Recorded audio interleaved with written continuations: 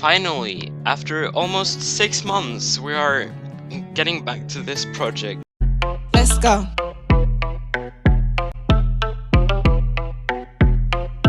Okay, so what I'm gonna be doing in this video is finishing the rest of the layout, which I didn't get to do the last video, and yeah, that's basically it. Yeah, it's been a really long time, and I've literally been not posting about this for 6 months.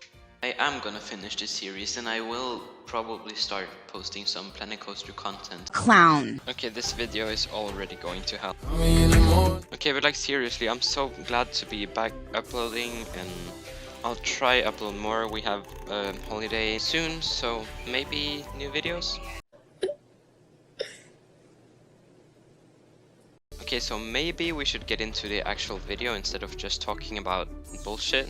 So if you've paid any attention to the video itself at all, then you probably know that I've been making a tiny speed hill before this helix, and that hill gives around minus 0.6 Gs. And spoiler alert, it's actually not the strongest airtime moment, even though it's the strongest we've made yet. But yeah, it's probably one of the most sustained, like, ejector airtime hills we have in the ride. Moving on to the helix I'm making here, it's not the most forceful of helixes, but it delivers some good sustained forces until it levels out and drops down into half an airtime hill, and after that it goes up again and into the mid-course brake run. Yeah, we love a good old mid-course brake run to increase capacity and annoy the heck out of the enthusiasts. I might sound like a pick-me by saying this, but I don't really mind the mid-courses, because they really just give you a moment to sit there and take a breath before the rest of the ride. And spoiler alert, the rest of the ride will be just as yummy or even more yummy than the first half. So yeah, keep watching because the best is yet to come, and that did just sound like something straight out of a Cupcake remix, so we don't talk about that. Remind ya, I'm a clown. That's clown shit. Anyways, to be fair, this is probably one of the most realistic rides I've made, and yeah, you get to watch me making it, so that's kind of interesting. That's a first. So yeah, here I'm just testing it to see that everything is smooth and works well, and I'm not gonna show you the final POV yet. That's gonna come out when this whole ride is done. That's the first time you'll get to see the actual POV.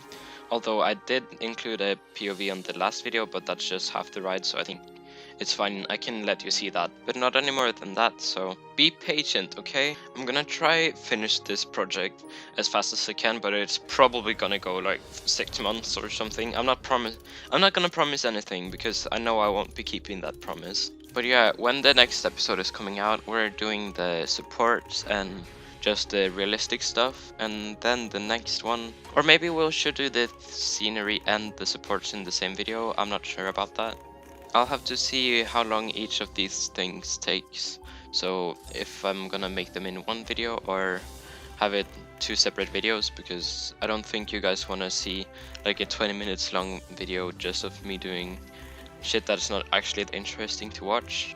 Anyways, I should probably go over what I'm doing right now. So this is actually going to be an OUTERBANK, and you might be thinking, an OUTERBANK on Hyper? What the fuck? Yeah, you heard it right. It's an OUTERBANK. It's going to be an OUTERBANK, just like the one on Steel Vengeance. Okay, that might be sarcasm. It's not going to be that OUTERBANK, but it's going to be an OUTERBANK. It's not going to be too extreme, but it's going to be an OUTERBANK. Shut up! But yeah, it will not be the most intense airtime moment. It's gonna have some decent sustained forces and some laterals, but it's not gonna be the most extreme OUTERBANK. So yeah, this is the portion of the ride where it gets really interesting, because after this OUTERBANK, it's a wave turn. Yeah, just like the one on Lightning Rod. Yeah, I think B&M should take some more inspiration from RMC and done that with Orion, somewhat at least, and some inspiration on Canimonium, and I think they can improve on that and just make some more new and exciting elements, because throughout the years they've just been doing these cookie cutter elements, and it would be nice to see some exchange in that layout wise. So this is basically what I'm doing now. The part after the Mid-course will just be some new elements, mostly inspired after RMC and somewhat Intamin, but then Intamin has been inspired by RMC, so basically just RMC inspired. I'm a bitch, I'm a boss. I'm a bitch and a boss, I'ma shine like glass. I'm a bitch, I'm a boss. I'm a bitch and a boss, I'ma shine like glass. I'm a bitch, I'm a boss. And yeah, here we have even another RMC inspired element, a tiny speed hill that actually gives over -1g ejector airtime in the front and the back. And this leads into a turn like the one on Orion before the brake run.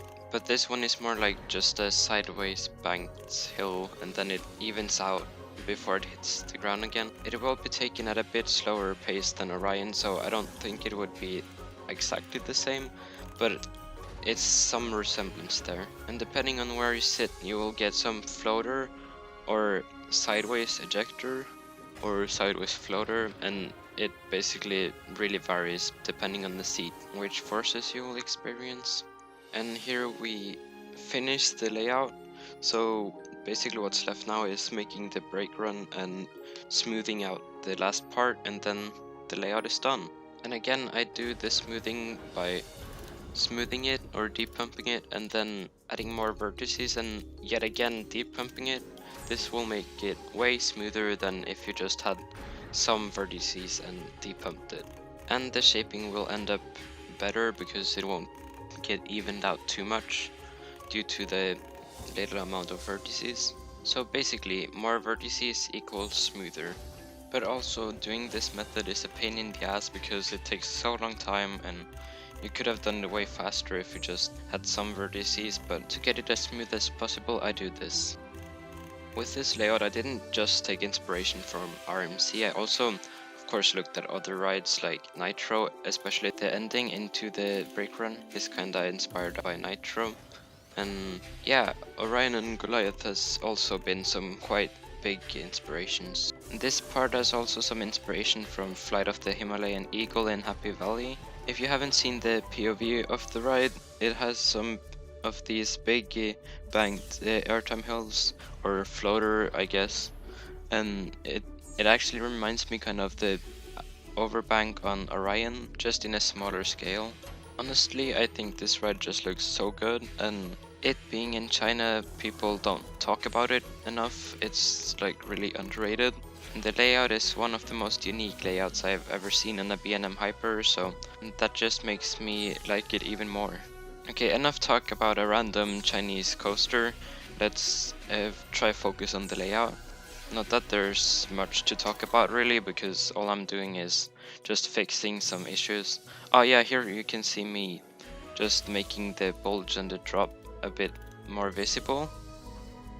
I really don't know why B&M does this, but I've noticed it on some of the newer rides they have made. They have this kind of weird shaping on the crest of the drop, and I ended up really happy with how the drop turned out, so now I'm just fixing some minor details as adding in trims and different track types. I'm not an expert on when B&M adds the large box tracks and the small ones, but I just added them where it felt realistic. And when I was done with this, the video basically ends, and that's pretty soon, so I hope you enjoyed the second episode of me building a modern B&M Hyper. And if you want to follow my Instagram, it's at Rollercoasters. There you can get some behind the scenes of me making the videos and see coaster posts and basically just a more active me. So yeah, that's all, and I hope you've enjoyed the video and that you've had a great day, and see you whenever I post next.